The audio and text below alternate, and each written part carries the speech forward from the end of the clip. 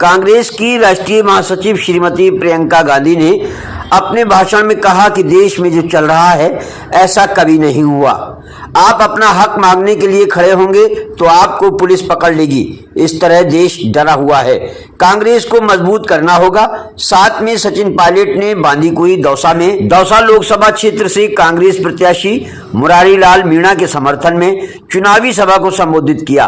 इस दौरान एआईसीसी सचिव धीरज गुर्जर, एआईसीसी सचिव अमृता धवन, दौसा लोकसभा कांग्रेस प्रत्याशी मुरारी लाल मीणा, पूर्व मंत्री श्रीमती ममता भूपेश, पूर्व विधायक गजराज खटाना, पूर्व विधायक ओम प्रकाश हुडला, विधायक अनिता जाटव, दौसा जिला अध्यक्ष रामजीलाल ओड एवं हजारों की संख्या में कांग्रेस कार्यकर्ता एवं किसान नौजवान मौजूद रहे। सचिन पायलट ने अपने संबोधन में कहा कि मैं कांग्रेस का नेता होने के कारण बांदीकुई में भाषण नहीं दे रहा।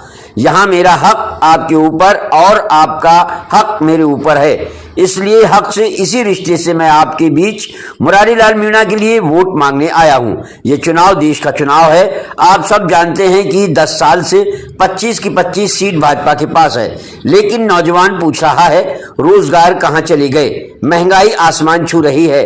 भाजपा सिर्फ मंदिर और मस्जिद की ही बात करती है। दौसा का चुनाव काफी रोचक बन गया है। भाजपा के कई मुख्यमंत्री बड़े नेता आ गए हैं, लेकिन आज प्रियंका गांधी जी भाषण देंगी तो 100 सुनार की होगी, 1 लोहार की होगी। भाजपा के कुछ नेता गांव-गांव कसम दिलवा रहे हैं। मैं आपसे फिर कहता हूं, मुरारी लाल जी के सांसद बनने से और कांग्रेस की जीत से किसी का मंत्री पद जाने वाला नहीं है। कुछ लोग मंत्री पद छोड़ने की बात कर रहे हैं। मैं उनसे कहता हूं कि बड़ी मुश्किल से यह पद मिला है, इसे छोड़ना मत। इसलिए आपको कांग्रेस के पक्ष में मतदान करके मुरारी लाल को जिताकर भेजें, हमारे हाथ मजबूत करें। सचिन पायलट जी के पिताजी की धरती है, जिन्होंने आजीवन आपकी सेवा की। आज यहाँ पहली बार आने का मौका मिला है। चुनाव का समय है, खासतौर से चुनाव के समय मुझे हमेशा लगता है कि जनता से सच सच बात करनी चाहिए, सीधी सीधी बात करनी चाहिए। कर्तव्य है कि मैं इनकी डांट सुनूं, लेकिन आज ये माहौल नहीं है देश में बहनों और भाइयों। आज एक बड़ा अजब सा माहौल बन गया है। आज आप खड़े होके आप अपने लिए अपना अधिकार मांगेंगे तो पूरी कार्रवाई हो जाएगी, पुलिस पकड़ लेगी आपको, डांट पड़ेगी आपको, पीटा जाएगा। आज ये माहौल बन गया है देश में, और ये माहौल बनाया किसने है? ये माहौल मोदी जी की सरकार ने बनाया है। ये मोदी जी की जो सत्ता है ना, जिसको ये पूछते हैं, ये इतनी बढ़ गई है ये सत्ता कि ये आपका संघर्ष है।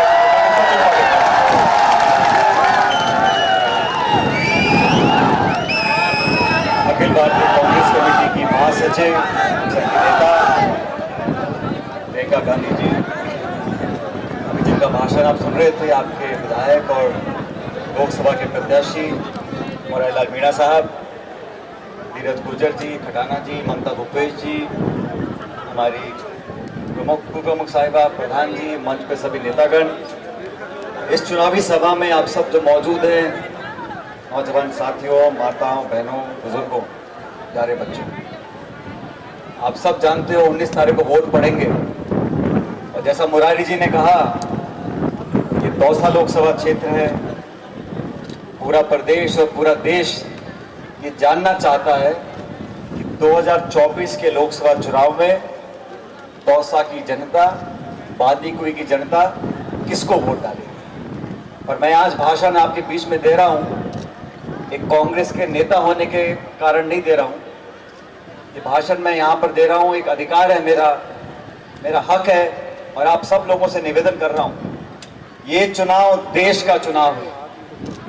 आज प्रियंका जी समय निकालकर आपके बीच में आई हैं अपनी पार्टी के लिए, मुरारी जी के लिए वोट मांगने के लिए, इसलिए कि इस देश और प्रदेश में 10 साल की सरकार का जो काम रहा उसको जनता ने देखा, उसका आंकलन किया और अब मन बना चुके हैं कि बदलाव करना पड़ेगा।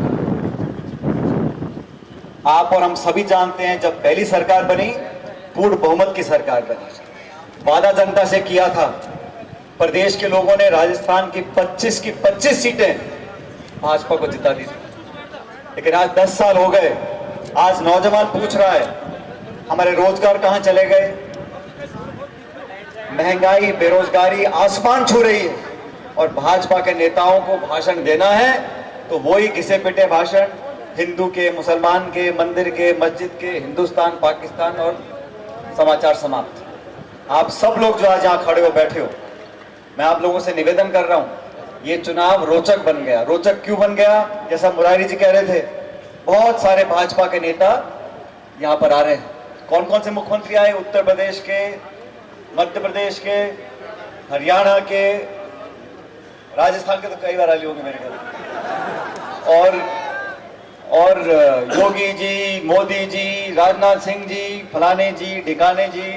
तो मैंने कहा, मुरारी जी कहते मीटिंग पहले कर लो। मैंने कहा नहीं, अभी चुनाव में एक दो दिन रहने दो। और इतने सब नेता आ रहे हैं बीजेपी के, मैंने कोई बड़ी बात नहीं है। और प्रियंका जी का समय लिया था 15 तारीख का, तो मैं जो हर जगह जो बात बोलता हूँ आज बोल रहा हूँ। इतने नेता भाजपा के आ गए, आज प्रियंका जी यहाँ भाषण देंगी बांदीकुई में, दौसा में, तो 100 सुनार की एक हार। तो सब जितने भाषण दे गए सब बराबर हो जाएंगे। और यहाँ हमारे जिले के बहुत नेता हैं जो भाजपा से जीत कर गए हैं, वो गांव गांव डोल रहे हैं। कोई चावल बांट रहा है, कोई पानी पी रहा है, कोई कसम खा रहा है। तो मैं आप लोगों को कहना चाहता हूं कि इस लोकसभा के परिणाम से किसी का कोई मंत्री पद जाने वाला नहीं। और मैं तो हाथ जोड़ के बोलता हूं, कोई मंत्री पद छोड़ना भी मत। बहुत मुश्किल से मंत्री बने हैं, बने रहना चाहिए। लेकिन ये चुनाव बहुत महत्वपूर्ण है साथियों। और बीजेपी की सरकार बनी है राजस्थान में, हम लोग कामयाब नहीं हो सके। बहुत कम अंतर से कांग्रेस भाजपा का अंतर 1.5-2% का था।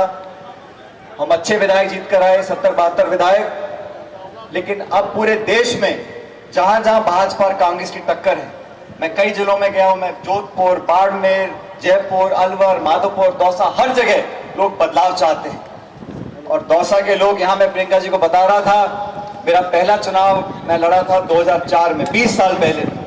और आप लोगों ने 1.25 लाख वोट का अंतर देकर यहाँ से जिताया था। और उस बात का एहसास आज भी मेरे कंधों पर है। और इन 20 सालों में मैं अजमेर से भी सांसद रहा, अभी टोंक से विधायक हूँ। लेकिन दौसा के लोगों के ऊपर, बांदीकुई के लोगों के ऊपर मेरा एक विशेष अधिकार मैं मानता हूँ। आप लोगों ने मुश्किल समय में मेरा साथ दिया, हमारे परिवार का साथ दिया, पार्टी का साथ दिया। और पायलट साहब के समय से लेकर आज तक, जब तक परिसीमन नहीं हुआ था, यहाँ लगातार कांग्रेस पार्टी जीतती रही। मैं आज आप लोगों से निवेदन करने आया हूँ, इस चुनाव में हमें वो ताकत, वो एकता और वो समय याद करना है जब यहाँ कांग्रेस का तिरंगा झंडा लहराता था। दुनिया की कोई ताकत यहाँ के चुनाव लड़ती थी, बड़े बड़े आगे बढ़ गए चुनाव, लेकिन कांग्रेस पार्टी चुनाव नहीं हारती थी। ये लोकसभा का चुनाव, मुरारी मीणा जी हमारे उम्मीदवार हैं, लेकिन ये चुनाव हम मिलकर सब लड़ रहे हैं। ये हमारा चुनाव है। यहाँ का जो बटन दबेगा उसमें मेरे भी योगदान रहेगा, मेरा भी उसमें आपको हिस्सेदारी दिखेगी। इसलिए मेरा तो आपसे यही कहना है, अभी चुनाव में 2-3 दिन बचे, हो सकता है 2 दिन में और भी कोई नेता आ जाए भाषण देने के लिए। लेकिन आज मैं विशेष रूप से प्रियंका जी का धन्यवाद करना चाहता हूं। आज शायद संभवतः पहली बार वो बांदीकुई आई हैं, दौसा आई हैं। एक बार जोरदार तालियां से प्रियंका जी का स्वागत करें। और ये वो तालियां नहीं, ताली बजाते रहो, ये जीत की ताली है। मुरारी मीणा जी को संसद में भेजना है दिल्ली में। और मैं दौसा में कह रहा था, आज सविता जी नहीं है, मैंने कहा सविता जी आपके लिए बहुत शुभ है। पहले वो चुनाव लड़ती हैं, कामयाब नहीं होती, फिर मुरारी चुनाव लड़ते हैं, चुनाव जीत जाते हैं। प्रियंका जी, सविता जी चुनाव लड़ी बांदीकुई से, नहीं जीत पाई, फिर मुरारी जी लड़े, विधायक बन गए। दौसा लोकसभा क्षेत्र में सविता जी को चुनाव लड़ाया 19 में, वो नहीं जीत पाई। अब आपका नंबर आ गया, वो आपका रास्ता साफ करती रहती है, जहां वो जाती है और आप जीतते रहते हो।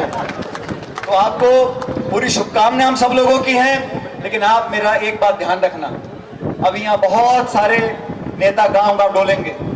मैं भी पूरे प्रदेश में घूम रहा हूँ, हर जगह कांग्रेस मजबूत स्थिति में है, लेकिन सबकी नजर टिकी हुई है इस दौसा लोकसभा क्षेत्र में।